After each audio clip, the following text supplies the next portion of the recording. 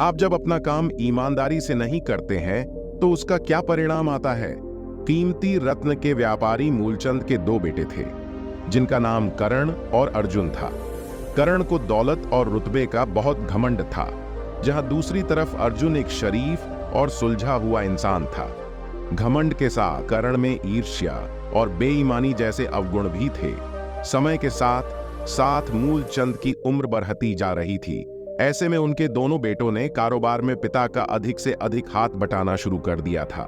कुछ समय के पश्चात मूलचंद चल बसे और कारोबार का पूरा भार कर्ण और अर्जुन के कंधों पर आ गया।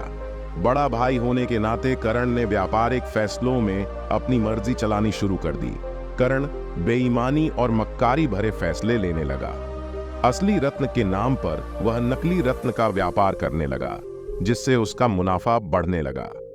दौलत के घमंड में वह परिवार में उन्मादी जैसा व्यवहार करने लगा। दूसरी तरफ अर्जुन को शुरू में कर्ण की बेईमानी का पता नहीं चला, लेकिन जब उसने उसके व्यवहार में परिवर्तन देखा तो पूरे माजरे को समझने में उसे ज्यादा देर नहीं लगी।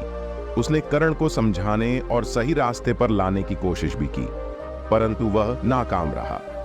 उल्टे कर्ण अर्जुन से खफा हो गया और व्यापार में बंटवारे का बहाना ढूंढने लगा। बंटवारे में भी उसने बेईमानी की साजिश रची। अर्जुन के हिस्से के व्यापार पर भी वह कब्जा कर बैठा। कर्ण के व्यवहार से दुखी होकर अर्जुन ने शहर में दूसरी जगह अपना ठिकाना बनाया और रत्न के अपने व्यापार को नए सिरे से शुरू किया। ईमानदारी की नींव पर शुरू हुआ अर्जुन का व्यापार जल्दी ही चल पड़ा। एक तरफ जहां अर्जुन की ख्याति देश और विदेश में बढ़ने लगी, वहीं दूसरी तरफ कर्ण की करतूतों की पोल खुलने लगी। नकली रत्न के व्यापार के कारण रत्न बाजार में कर्ण की साख को जोरदार धक्का लगा और उसके व्यापार का दायरा सिमटने लगा। अतः नौबत यहां तक आ गई कि कर्ण को धन के अभाव में अपना घर, दुकान, सामान तक बेचना पड़ा। जल्द ही कर्ण के हाथ से सब कुछ निकल गया और वह परिवार सहित सड़क पर आ गया। अब कर्ण को अपने किए पर पछतावा हो रहा था, परंतु उसकी तकदीर ने जो खेल खेला था उससे आसानी से पीछे आना उसके लिए संभव नहीं था। दूसरी तरफ अर्जुन अपनी ईमानदारी और मेहनत की बदौलत रंक से राजा बन गया था। जब कर्ण की बदहाली की खबर अर्जुन को पड़ी तो उसे बड़ा दुख हुआ।